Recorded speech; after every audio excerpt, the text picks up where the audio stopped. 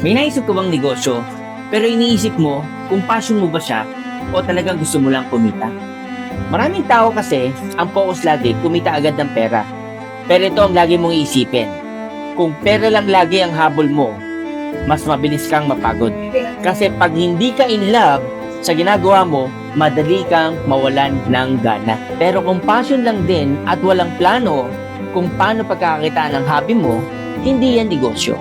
The key is balance. Passion fuels the fire and profit keep it alive. Passion ang gasolina pero ang profit ang gulong. Kahit punong-puno ka ng energy, kung walang wheels, hindi ka uusad. At kahit may gulong ka at walang fuel, paano ka aandar? Kaya ang tanong, passion muna ba o pera muna? Ang sagot, hindi dapat paghiwalayin. Build the business where your passion meets a market that's willing to pay. Doon ka makahanap ng joy at profit. Kasi pag mahal mo ang ginagawa mo, hindi ka lang kikita, magiging masaya ka pa.